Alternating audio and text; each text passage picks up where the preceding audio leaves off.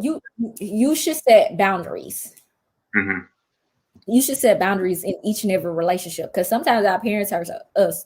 The people closest to us hurt us the most. A lot of us deal with past traumas, things that, you know, would make society like count us out or underestimate us or feel like we're the underdog or make us feel like we're unwanted or unworthy. So I felt like, well, why does that have to be our story? Why can't we redefine the term the black sheep into something positive? Because really, most of the black sheeps are usually the generational curse breakers. They're the strong ones. They're the one who push change and elevate the bar. You know, you can think about your why. You know, a why. You got to know why you're here, where you're going. I got something called the 8 Steps to Success. It's in my book as well. But step number 7 is know why you're here, where you're going. Now, when you know why you're here, where you're going, it's easy for step number 8 to take control of your future, because you know why you're here and where you're going. So your why will definitely give you that fuel when you're dead tired, you feel like you can't go on. You had to go on where you had to stay with your spouse for like a whole year. It'll make or break you, because the first year people say usually is the hardest, and it is, because you go from being solely just responsible for yourself to like, I have to consider this person. Like, I have to learn how to be a wife. I got to learn how to be a husband. So it was like it was very beneficial. It helped grow your patience a whole lot. She just pulled me aside and she said, you know, Kofi, she looked at my hands. She's like, you know, I see something in you. I see something in you. I don't know what it is, but I see something in you. Just stick with me. And instead of these group lessons, let's just take some private lessons and see what happens with that. So instead of the group classes, I did the private lessons with her.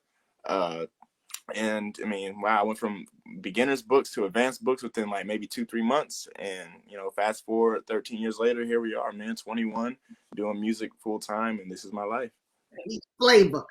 She told me she wasn't going to PE, 8 years old, and wrote me a letter and said, "Dear Miss Gaines, I'm sorry I didn't go to PE, but I don't have any edge control. So PE make me sweat." I was like, what? Yeah, being introduced to the homeless people when I was 5 years old and visiting with my aunt and my cousins, it was the initial inspiration. And over the next few years, I got to kind of see homeless people walk past my door and always ask my parents if we can give them money. And this began to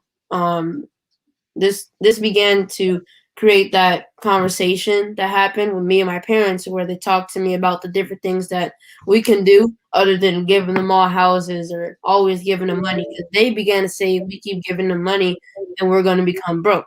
So we had to come up with something different. So when we had that conversation, we talked about things that we have on a daily basis that they don't have. And we came up with blessing bags. So I had that kidney disease. I was 30 years old. Found out that this kidney disease that I had is usually a secondary disease to some horrific other things. And usually people who are older would get this disease. Well, I ended up with this disease. The one thing my doctor told me was to not get pregnant during that time. So on birth control, I still end up pregnant. You heard Jarvis talk about the twins, Jacob and Jordan. Ended up pregnant with Jacob and Jordan. Went to the doctor. He says I needed to abort. Pray to God. He said, no, that's not what I want for you at this time. And so my husband and I together made the decision to go ahead and have the babies. And through that process, God healed me. God healed me through being pregnant with those twins.